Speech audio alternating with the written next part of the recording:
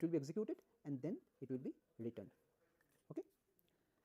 So, if you look at the thread of execution, during execution you encounter G, you go to G, you execute, encounter K, you go to K, finish it, then come back, then come back. So, this is like a last in first out, the last function to be called will be the first one to return, right. So, in C program, irrespective of how many times you call the function, your size of the total program does not increase, just you are simply calling one function from another function, right. So, your program code is not increasing in that sense, but in Verilog the concept is slightly different, because here we are talking about hardware. So, in Verilog we have the concept of modules. Let us say I have a module here, let us call this module is M1. So, what I do from inside this module, well, I am invoking, let us say just following the terminology of C, I am calling a module M2, I am calling it 2 times, I am calling another module M3, let us say. So, my M2 module is already defined, my M3 module is already defined. Now, what will happen here, whenever these modules are invoked, so it is not exactly like calling a function in C. Like here for example, you are invoking M2 2 times. So, what will happen inside this module, 2 copies of M2 will get embedded. Suppose let us say this is a full adder. So, if you call it 2 times, so 2 copies of full adders will be put inside this master module. Let us say M3 is some other module, you call it, this M3 will also be embedded. Now, in addition to these, this module M1 can contain other statements also. So, this process of calling a module and the module getting inserted in the design, in the hardware, this is called instantiation. Because we are talking about hardware, there is no concept of calling a hardware and returning. Well, if you call it 2 times, it means you are saying that I want 2 copies of that hardware. So, 2 copies are instantiated. So, M3 is called once means I need 1 copy of M3, just like that. Okay. So, recall the example that we showed you earlier of a 4-bit triple carry adder. There we had instantiated a full adder 4 times, so that 4 copies of those full adders were included means in our triple carry adder design. Okay, fine. So, this is what I just mentioned. So, a module can be instantiated within another module, and this instantiation process, this allows the creation of a hierarchy. Like again talking about the triple carry adder example, you see triple carry adder at the highest level, as I said, will consist of 4 full adders. Now, every full adder will consist of a sum and carry circuitry, and every sum and carry circuitry, if we implement using a structural description, it will consist of some gates. So, this is a hierarchical description. So, the top level we are seeing a full, just an adder, 4-bit adder. Next level we are seeing 4 full adders. Next level we are seeing 4 carry circuitry and 4 sum circuitry, and in the lowest level the gates, right. Okay. So, a Verilog module in terms of its syntax contains the keyword module to start with, and it ends with n module, and after module will come the module name, just like in C we have a function name, module name, and within parenthesis list of parameters, these are actually technically called ports, and at the end there is a semicolon, this has to be given. Now, this is ultimately some hardware we are trying to design. Let us say I am building a hardware, if this is a full adder, so you know that for a full adder there are 3 inputs A, B, C, this is a full adder, and there are 2 outputs, sum and carry out. So, this A, B, C, S and C, Y, these are called ports. These 3 are so called input ports, and these 2 are so called output ports, right. So, in the declaration, first you have to declare all the input output ports. Then inside your design you may be requiring some temporary connection, like in the gate level netlist, the sum and the carry, the description that we have shown some of them, you recall there are some temporary signal lines wire were used, those are these local nets, and after that there will be some statements. Now, here we are calling them as parallel statements. Well, why we call them parallel? You see, in Verilog there are certain constructs which we will be learning one by one. Now, see, ultimately we are describing some hardware. We are describing one piece of hardware, say H1, another hardware H2, those are all part of the module. Now, in terms of its operation, H1 and H2 are both working in parallel because they are actually circuits. They will always be fed with some inputs and they will be generating some output. So, it is not that you cannot say H1 that, well, you wait till H2 is complete, then only you start. So, you cannot tell that to a hardware like that, because ultimately it is a circuit, and circuit will respond whenever some inputs are changing, right. So, these are so called parallel statements, which we shall see later in some more detail. Let us take a simplest of simple example, just an AND function. We had already seen examples like a shell, right. So, in terms of its operation, H1, we are describing some hardware. We are describing one piece of hardware, say H1, another hardware H2, those are all part of the module. Now, in terms of its operation, H1 and H2 are both working in parallel because they are actually circuits. They will always be fed with some inputs and they will be generating some output. So it is not that you cannot say H1 that, well, you wait till H2 is complete, then only you start. So you cannot tell that to hardware like later in some more detail. Let's take a simplest of simple example. Just an AND function. We had already seen examples like this earlier using the assign statement. So we have this module description, name of the module is simple and the port list is f, x and y, and you specify x and y as inputs. Input is a keyword, output is another keyword, f is output, and assign f equal to x. This is logical AND. Well, if you just mention x, y and f, it will mean these are all 1-bit variables. That means they are logic signals. So when I say ampersand, so logically speaking, you may see that, well, I am talking about an AND gate, but well, I should say we are talking about an AND function, not necessarily an AND gate, because in this case, so you are specifying the behavior. You are saying that the output will be the AND function of x and y. But when you give the description to the synthesis tool will be actually generating the hardware. Now synthesis tool, if it wants, it can generate a single AND gate, but alternately it can generate a NAND gate followed by a NOT. That is also AND. You see, the second one may be more you can say more probable, because in CMOS technology it is much easier to design and implement NAND, NOR and NOT gates rather than AND and NOR gates. So this depends on the synthesis tool. So you really do not know for sure that what will be your final gate netlist that this synthesizer will be generating. Okay. So let's take another example. This is a 2-level combination circuit. So there are 5 parameters. The module name is 2-level. So ABCD are inputs, output is F. You see here we have declared some intermediate nets, T1 and T2. Okay, and there are 3 assign statements. T1 is doing an AND, T2 is doing a OR and then NOT, basically NOR, and F1 is doing AND and NOT, basically NAND. So let's show the natural implementation. T1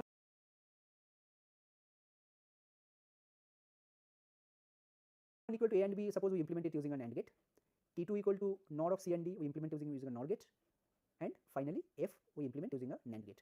So this is a 2-level design, and using assign we have defined it in a some kind of a structural way, because we have also mentioned the interconnection.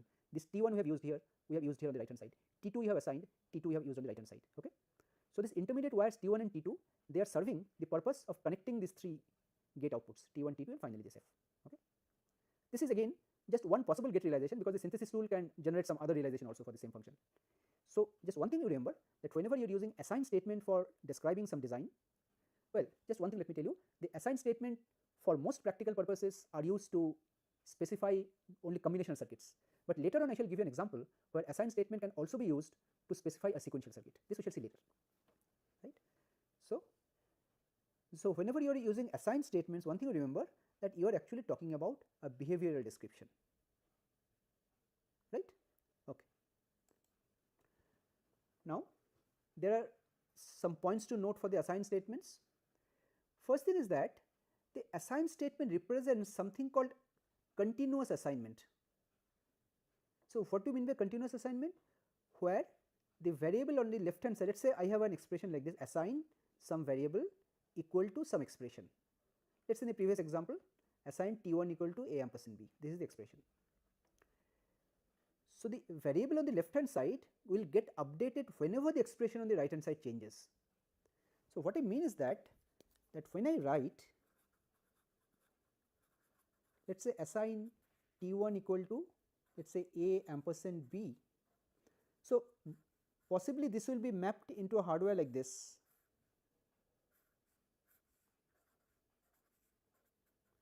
So we say this output signal T1, this is continuously driven.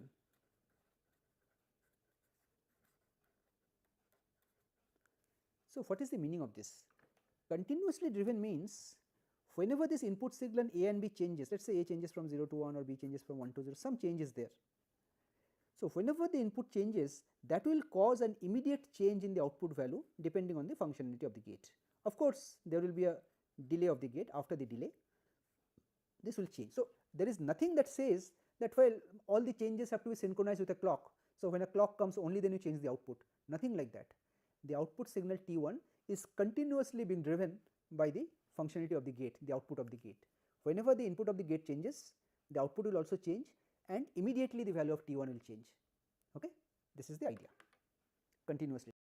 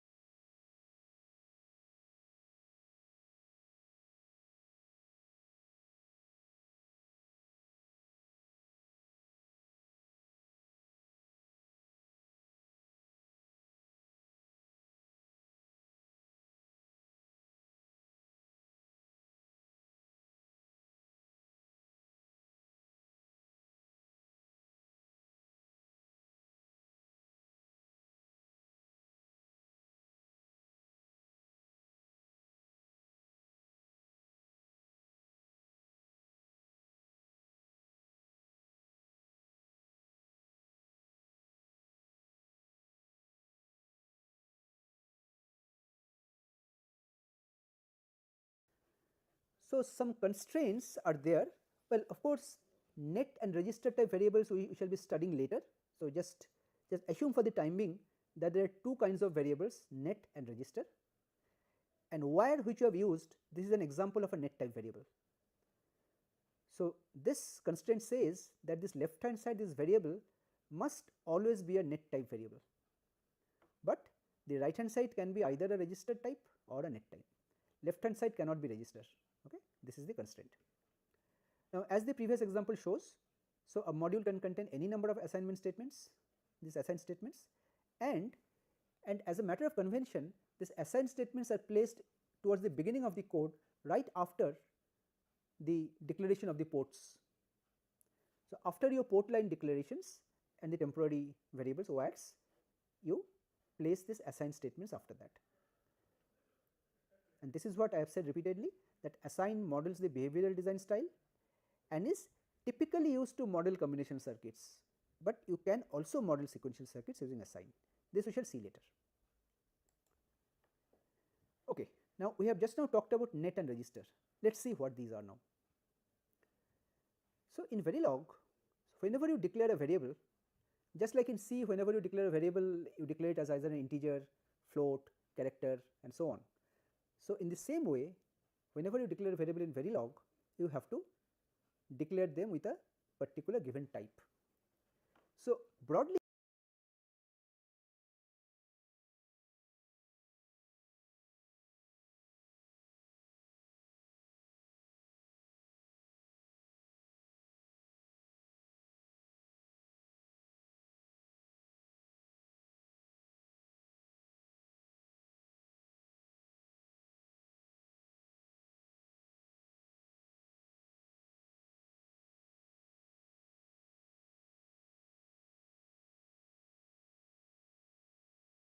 speaking, data types fall under two categories. One is net, other is register. Net, just in the example that you took earlier, just some time back, net is continuously driven. Typically the output of a gate or output of a functional block, that is connected to a net type variable. So whenever that output of that block changes, the variable that is connected to it changes in a continuous way. That is why you call it continuous assignment. Okay. But we cannot use a net to store a value. Well, whenever it changes, you assign something, again in the next time when you see, its value will depend on the input of that gate or that block. So it will not hold a value for a long time. Okay. Just like a flip flop or a latch, you cannot store a value for a longer duration. Typically a net is used to model connections between continuous assignments and instantiations. What do you mean by here? Let us say, suppose I have done an instantiation in a module, let us say. So there is a full adder I have instantiated. So there are 3 inputs and 2 outputs. This is carry and this is S. So what I say in my module, I have written somewhere that assign, let us say S bar equal to not of S, where I have defined S bar as where. So actually what this will do, this will take the output from this instantiated full adder, and this assign statement will just be an inverter, it will be driving S bar. And this assignment will be continuously driven. Whenever S changes, S bar will change immediately, right. This is the basic idea. Okay. Similarly, the register type variable, you can assign a value and the register is supposed to retain or store the value. You can use it again later. Okay. Now as the name register implies, well, you may be tempted to think that a register is just like a hardware register that is constructed using flip flops. Well, do not confuse the two. This is a register type variable in Verilog, and when you talk about hardware registers, that is actually the implementation, flip flops. Okay. So here, even if you declare a variable of type register, so it is often used to represent storage elements, all right, but there can be instances where a register can translate into a combination circuits also. Okay. So this you have to remember. Now coming to the net data type, we have already explained in some detail. Net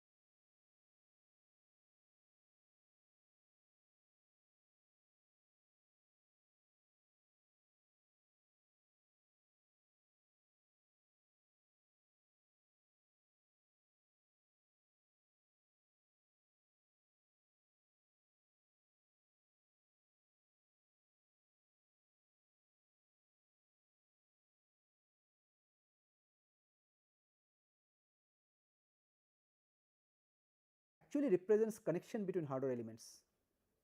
And suppose this output A is a net, this is continuously driven from the output of a gate, and they are continuously driven by the output of some device which they are connected to. So, whenever the input of this gate changes, this gate output will change and the value of A will also change immediately. So, when you some detail where a register can translate into a combination circuits also. Okay. So, this you have to remember.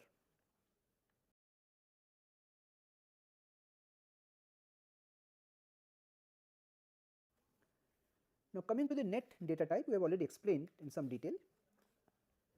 Net actually represents connection between hardware elements, and suppose this output A is a net, this is continuously driven from the output of a gate, and they are continuously driven by the output of some device which they are connected to. So, whenever the input of this gate changes, this gate output will change and the value of A will also change immediately. So, when you declare a net using say wire, for example, say wire A, so by default it will be taken as a 1-bit value, but we shall see that we can also declare vectors where instead of 1-bit value we can use a collection of lines, like I can declare a variable to be a 4-bit variable, 8-bit variable, 16-bit and so on. So, I can define something called a vector and use these vectors in my Verilog description or coding also. Okay, this we will see. And one thing, when you declare a net but you have not initialized yet, so by default the value is considered to be in the high impedance state. Z refers to high impedance or the tri-state, right. So, in Verilog there are a large set of net data types that are supported. Some of the important ones I am showing here: wired, this is wired OR, wired AND, tri-state, supply 0 and supply 1. This wired and tri, they are equivalent. So, when the multiple drivers driving them, the driver outputs are shorted together. I will just show an example later.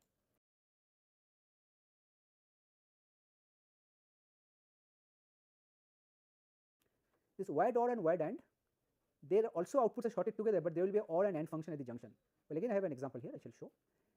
And sometimes you may need to specify that which is your power supply line, VDD and ground. So, there are two special data types, supply 0 and supply 1, that indicate connections to ground and connection to VDD. Net type wire of course is most commonly used. Let us take some examples.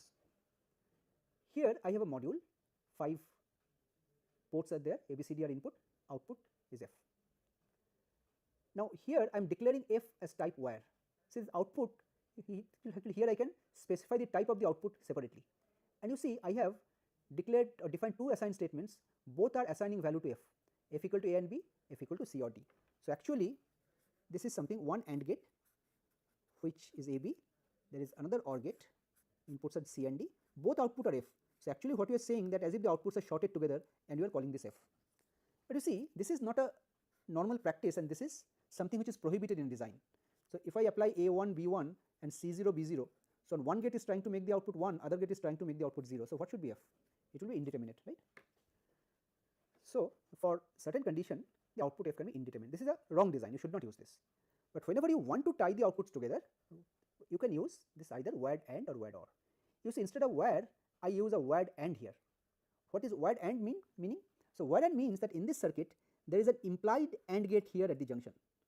So, if you call these two lines as T1 and T2, so F will actually be T1 and T2. So, now the output F is very well defined. So, if you declare output F as a wired AND, then an implicit AND operation will be realized at the connection. So, if you declare it as wired OR, then here an OR operation will be done. Okay. These are all operations or operators which have a direct correspondence with the hardware. So, in hardware we have this concept of wired AND and wired OR connections. Depending on the logic family, if you tie the output of two gates together, for example, for CMOS, it works like a wired AND.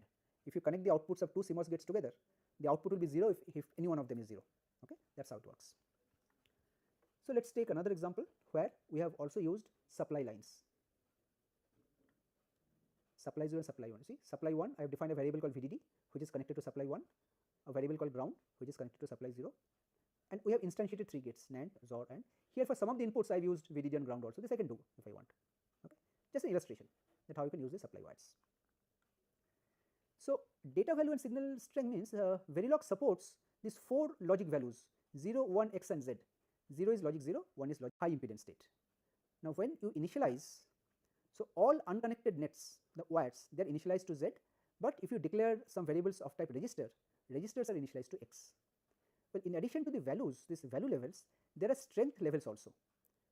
See, strength level actually they will talk about something like this: if I connect two signals together, so which of the signal is stronger?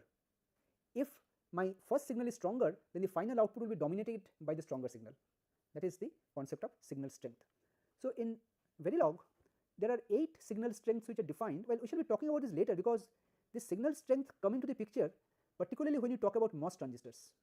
So in circuits using MOS transistors, there are various points in the circuits where the signal strengths are different. So if I connect 2 points together, their signal values are different, strengths are different, then the highest strength signal will dominate. So just to know which one is higher, which one is lower, so this table just shows you the strength increases in this direction. So if two signals of unequal strengths are driven on a single wire, this stronger signal will prevail, right? So with this we come to the end of this lecture. So we shall be continuing with our discussion in the next lecture as well. Thank you.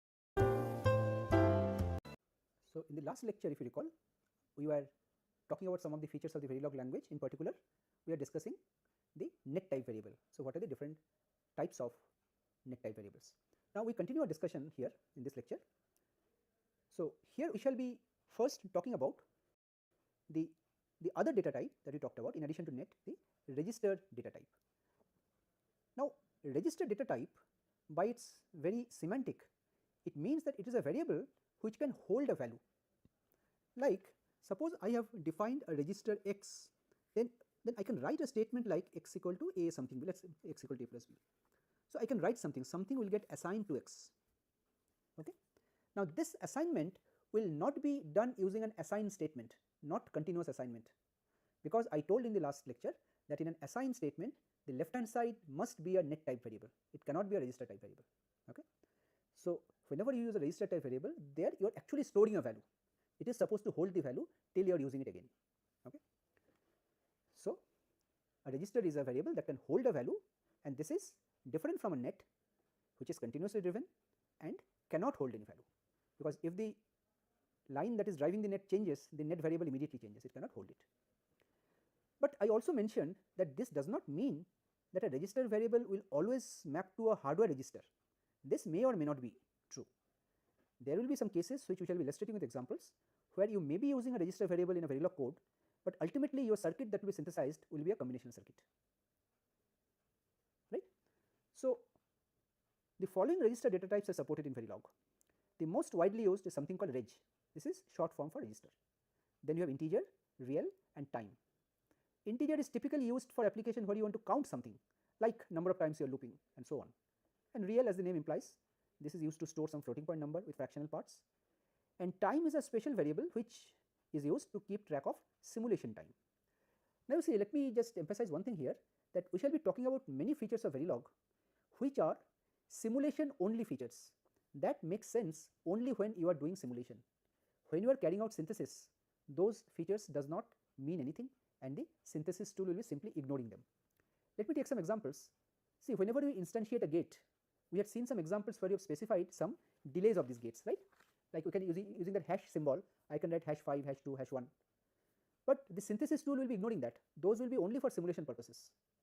Because during synthesis, whenever an AND gate is actually implemented, so whatever is the actual delay of the AND gate, that will be the delay, right? Not 1 or 2 or 3, whatever you are saying. Okay. Similarly, this time is something that relates to the time of simulation. This is never used during synthesis. Such variables will be ignored during synthesis. Okay, let's start with reg. The first thing is that in the reg data type, so just after you declare, but you have not initialized it to any value,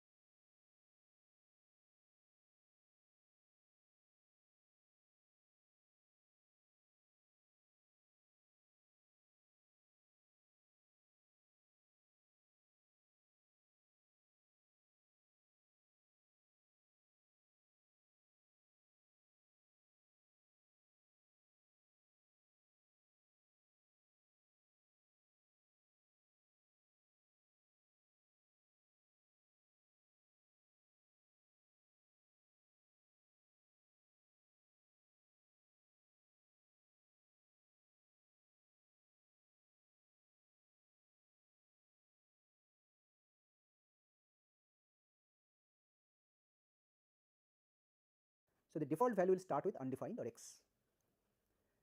A reg value can be assigned in several different ways. We shall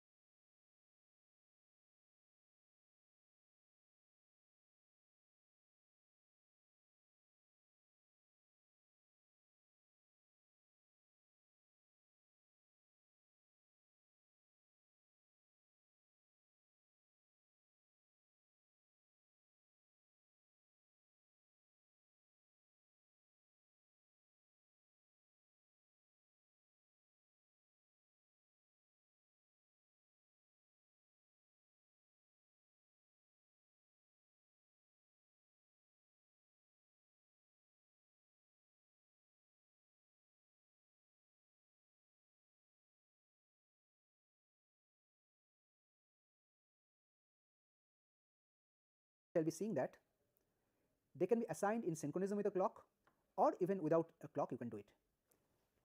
Now there are two kinds of assignments we should be learning. Like for example, a reg type variable A, you can either write an assignment like this, or you can write an assignment like this, less than equal to. So their meanings are different. We shall be explaining these things later. Okay, but the point to note is that here A is a reg type variable. So for these kind of assignments, the left hand side must be a reg type variable, right? Okay. So some of the example declarations are shown here. Reg xy. Well, if you simply specify the name of some variable like x and y, they will be by default taken to be 1-bit variables, single bit variables. So x is a 1-bit variable, y is a 1-bit variable. Well, you can also define a vector. We shall be talking about vectors separately again. This is one example. Reg within square bracket 15:0 bus. This means I am declaring a variable bus where there are 16 bits. 0 is the least significant bit, 15 is the most significant bit. So I can define a 16-bit bus variable called bus using a statement like this. Now a reg type variable, when it is used in an arithmetic expression, it is treated as an unsigned number without any sign. And another point is that when you are actually implementing some hardware register based design like counter, shift register, etc., then you must use reg. There is no other alternative. So here there is one example which uses reg. Of course, here there are many constructs which I have not discussed yet, but this example you can appreciate what it is. Here we are trying to implement a counter. Counter, there are 3 ports: clock, reset and count. Clock and reset are the input and count is the output. As you can see, count is a 32-bit vector, 31 to 0. That means this is a 32-bit counter. Well, ignore this reg for the time being, and this is the main body of the counter description. There is a statement called always. Always at positive edge of the clock. So in English it means this: always whenever there is a positive edge of the clock coming, you do this. What you do?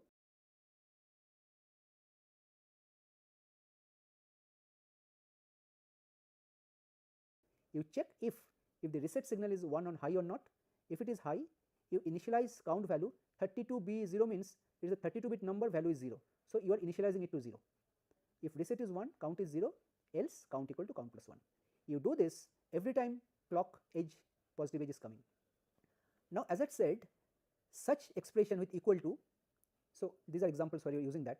Well, you can have only a reg type value in the left hand side. That is why I have to separately declare the same variable count which was in the output also as a reg, because if you do not do this, your compiler will give an error that left hand side variable type is wrong, right. So here the count value is increasing at the positive edge of the clock, and if reset is high, the counter will be reset whenever the next clock comes. Okay, it will be reset to 0.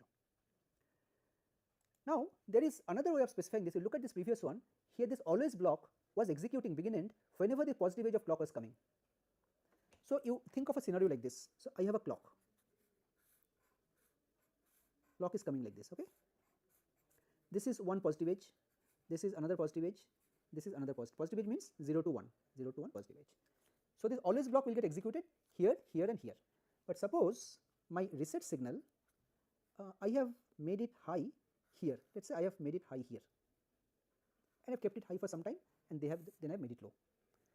See here, even though I made the reset signal high here, but according to our previous design, the counter will be reset only here whenever the next positive edge of the clock comes. So edge is coming. There can be application where you may want that whenever reset is going high, you reset the counter immediately, right? So our next design, which is a slight another clause, what I say, so if the reset signal goes from immediately reset it to 0.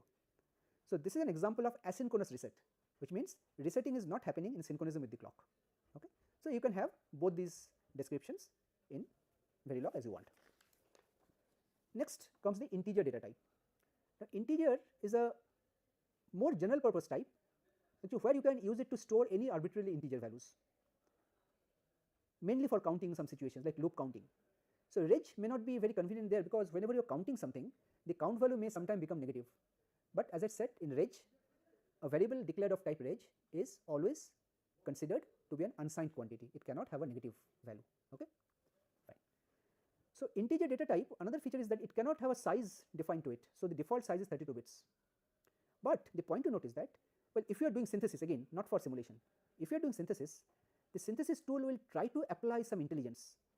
It will do some kind of data flow analysis and try to guess that what should be the value of the integer. Should I keep whole 32 bits or less than 32 bits should also be okay. Like you take an example. Suppose I have declared two wires x and y vectors of size 16 each, 0 to 15, okay, 16 bits, 16 bits, and I declared an integer of size c. So as I said that whenever you declare an integer, you cannot specify any size. Then we write, sorry, this is not z, this is c. Let me correct this. This is c. So here if I write c equal to x plus y, this is also c. Yeah. So if I write c equal to x plus y, what will happen? Two 16-bit numbers are added. So the synthesis tool will see that x and y are 16-bit numbers, you are adding it. So the sum can be maximum 17 bits, 16 bits plus a carry. So when it realizes the hardware for C, it will not be implementing it as a 32-bit counter, rather it will be using it only as a 17-bit register. 17-bit is sufficient in this particular case. Okay, this is what I mean, is that the synthesis tool will try to determine the size by carrying out some data flow analysis wherever possible. Okay, by talking about real data types, as the name implies, they are used to store floating point numbers with fractional parts. And just like in a high level language, so whenever you assign a real value to an integer, there is a little difference. Normally in a high level language like C, the number is truncated and the integer part is stored, but here it is rounded off. So a small example, suppose I define two variables e and pi as real, and in the initial block which you have seen in the test benches, this initial is normally used in the test benches. So in an initial block, let's say I have initialized e2 2.718 and pi 2. This is just a notation episode. I could have written 3.14159, but I have written 314.159 into 10 to the power minus 2. E minus 2 means 10 to the power minus 2, right? Now suppose I declare an integer x, and somewhere again inside an initial block I write x equal to pi. So pi was 3.14, so it will be rounded up and only the value 3 will be assigned to x, right? This is what I mean here. Okay. Now time. Time is a data type which is used to keep track of simulation time. So when simulation is carried out, well, you can use that iVerilog that I mentioned. You can use iVerilog or any other tool which are available to simulate a Verilog design. So when you do simulation, there is a notion of simulation time. You specify time, you specify gate delays, lot of things you do. So just a small example, in the Verilog code you can define a variable, let's say current time is a variable of type time, and this special system function $time is there. So anything starting with $, is a system function. Now let us come to vectors. We have seen single bit as vectors. Vectors define 8-bit variable called. This is another example, MDR. This of course I have defined a type range. Well, now the point is that range 1, range 2 can be any arbitrary values. So it is not necessary :10 data. So how many numbers are there? 1 to 10, there are 10 numbers. So actually here also we are declaring a register of size 10. But how? This is data. Let's see.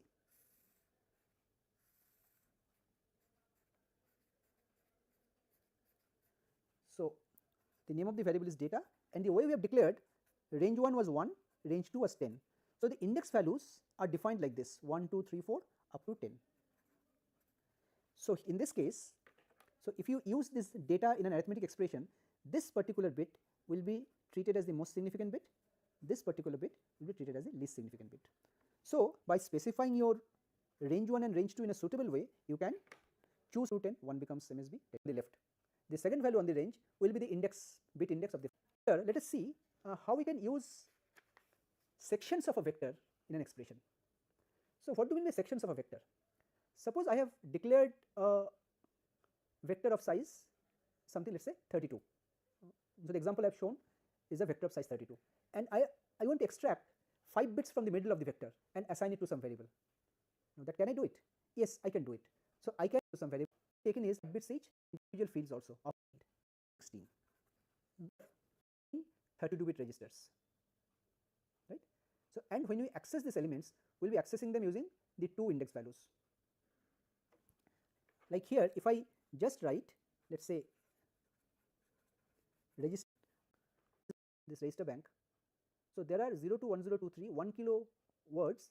Each word is of size 16. In constant values, you can specify constant values like this in either sized or unsized form. The syntax is you specify a size, then a single quote, followed by a base, then a number. Here I have shown some examples. So the base I have shown as binary or hexadecimal H.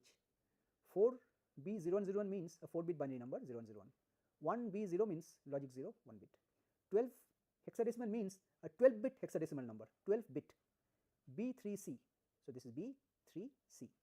Well, out of this I can have some x also, don't care also, 8xf, this is 8, x means all x, f.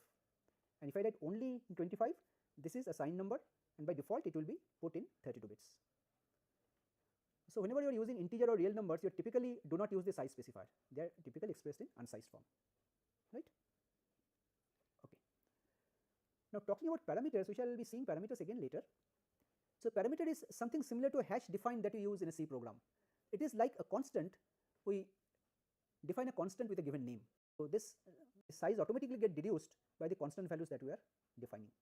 Like we have given 5 by 5. So instead of say you can define red, this is an n bit counter. So I am declaring it as an n, okay. Clear clock count, clear and clock are the inputs, count is the output. This is 0 to n. And because I am using it on the left hand side, I am also declaring it as reg. So this counter counts at the negative edge of the clock, so it is neg edge. So very similar to the previous one, if clear, count, you see here we have used the other kind of assignment, less than equal to. So the difference we will explain later, okay. 0 else count equal to count plus 1. So here if you just change this one line in the program, your module can change from a 7-bit counter to something, not 7, 8-bit counter, n plus 1 bit, 0 to n. You change just one line, okay. So with this we come to the end of this lecture. Again we shall be looking at some.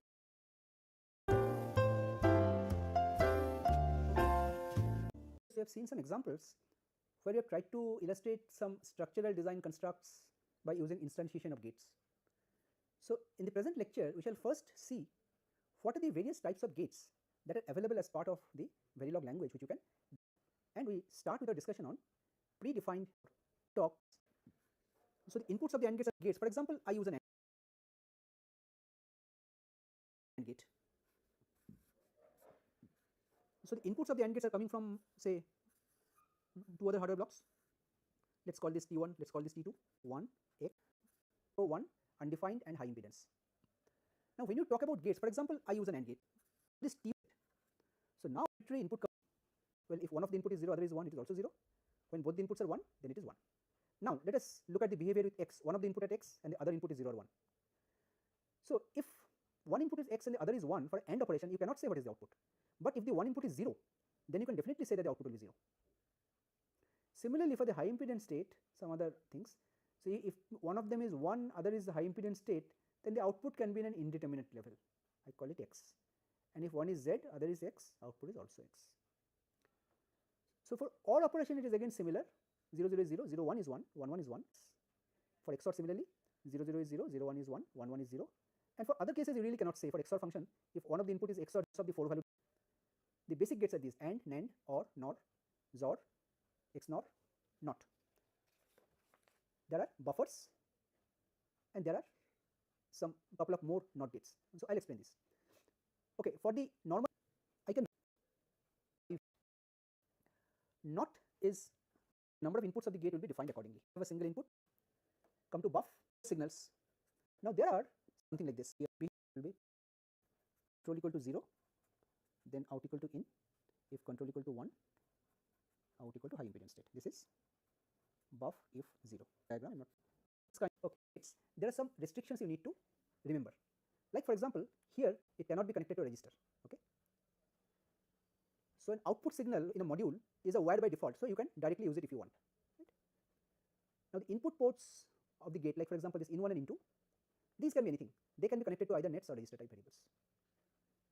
This I have already said that they have a single output but can have any number of inputs, the basic gates except NOT and buffer. Well, and you've seen in the examples earlier that when you instantiate a gate, you can specify an optional delay. Like suppose you specify AB like this. Now this delay is again only for simulation purpose. For synthesis purpose, this delay does not make any sense, right? Because it is ultimately the hardware AND gate. How fast or how slow it is, that will determine the delay. So as a designer, I have no idea what the delay will be, how many picoseconds or how many nanoseconds, right? Okay.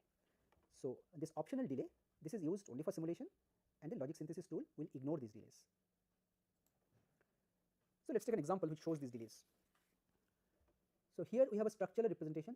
Well, ignore the first line for the timing. I'll explain this. What does this mean? This is an exclusive M3 and M4. Here we have all specified delay as 5, as I said.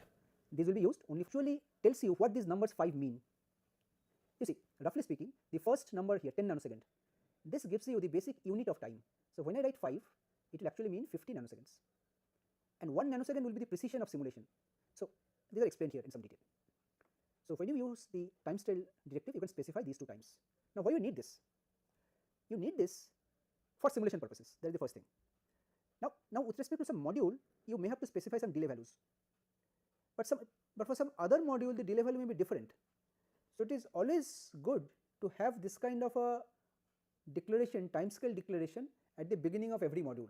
So if the timescale values are different from one module to the other, you can have different declarations like that. So the syntax of the timescale command or directive is this: reverse quote timescale, you specify a reference time unit / time precision. The reference time unit is actually used to specify the unit of measurement of time, as I had said. So whatever here you specify 5, this 10 nanosecond is the unit, 5 into 10, right? And time precision, the second one, here in case we mentioned 1 nanosecond, it specifies the precision with which we round off the delays during simulation. That means how accurate the simulation is. The simulation will be accurate up to 1 nanosecond, okay? That is why we have given here 1 nanosecond. And for these times, the valid values you can give only 100 and 10, 10 and 100, nothing. You cannot write 2, 3, 5 here. These values can be 1, 10 and 100 only. And these units can be of course different. This, as I said, this was the time scale we gave in that example. So the second which the designer has given for the purpose of simulation. Okay. Now the question comes how to specify connectivity when you are instantiating a module within another module.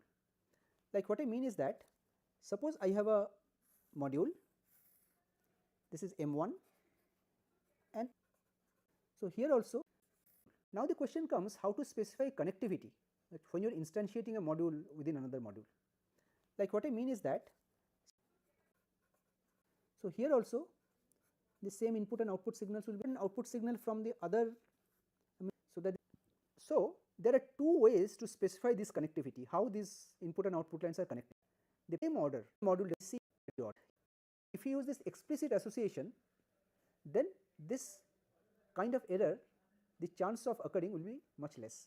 We shall see how we can use position some module, name is example, and there are 7 parameters A, B, C, D, E, F, Y. So Y is the output and A, B, C, D, F are the input. Now inside a test bench is also a module. So we are instantiating this example. We are calling it DOT, and these are in this example. And there are total 7 parameters. We are giving x1, x2, x3, x4, x5, x6 out. But we are specifying them in the same order. The first 6 and the last define implicit association. So the output is whenever some enable signal is activated. Now a variable in Verilog, as I have said, can be either net or register. A net during synthesis will always map to a wire. This is a matter of fact. Similarly, a register which wire, this is a matter of fact. Similarly, a register which you declare in Verilog, this will map either to a wire or to a storage cell, depending on how we have written the Verilog code. So we shall be seeing some examples later. So we shall see this distinction. Sometimes a register can be mapped to a wire, sometimes it can map to a storage cell. Let us see some examples. This is a module where there are 5 ports, ABC are the inputs, F1, F2 are the outputs. So ABC I have also declared them as wires. Well, here I am not using a clock. Here I am writing what this statement means is that you execute the always block whenever either of A or B or C are changing, doing a NAND, and F2 will be doing a NAND, next one will be generating an XOR. It will be like this, inclusive OR gate, and the other circuit which will be generated wire. There is no need for any storage cell here. So here, although we have declared F1, F2 as reg, both F1 and F2 will not require any storage cell, either flip flop or latch. Let us take another example where we have changed this a little bit, F2 equal to F1 XOR F2 and this. So what does this say? Similar declaration, but F1 is fine. For F1 there is no problem. F1 equal to NAND of AB. So let us try to just also show this what is happening. We are saying AB, this is F1. But for the other one, I am writing F2 equal to F1 XOR F2. So what does this mean? What I am saying is that there is an XOR. So one of the input is F1, the output is F2, and we are saying that this output is as if the second input, right. So you see, this kind of a design is normally not recommended. What will happen here is that, so if you do this kind of a design, for F2 a storage cell will be generated, but for F1 no need, F1 is a simple wire. So what will happen is that for F2 here there will be a latch generated. So the value of F2 will be stored here and the stored value will be coming here, and this latch will be enabled whenever either A or B or C is changing. This will be how the hardware will be implemented, right. This is the meaning. So here F2 is appearing both on the left hand side and the right hand side, that is why a storage cell will be generated. So let us take another example. This is actually the example of a latch where there are 3 ports: data, load and D out. So what you are writing? Input, data and load are the input, D out is the output, and T is a temporary wire T. We are saying always whenever load or data changes, begin, if load is 0, load 0 active, then data will go to T and D out will be not of T. See here this thing I will explain in more detail later, just one first look of this. In this if statement there can also be a else, if then else. We have specified if load is 0 then do this, but we have not mentioned what will happen if load is 1. So the meaning is if load is 1, the value of T should not change, which means the value of T must be stored in a latch. Okay. So in case of this kind of incomplete if then else statement, if you have, that will also generate a latch for some of the variables. Okay. This one example illustrates that. We shall be looking at some more examples later also. Okay. So generate T load, we have one first look of this. In this if statement there can also be a else, if then else. We have specified if load is 0 then do this,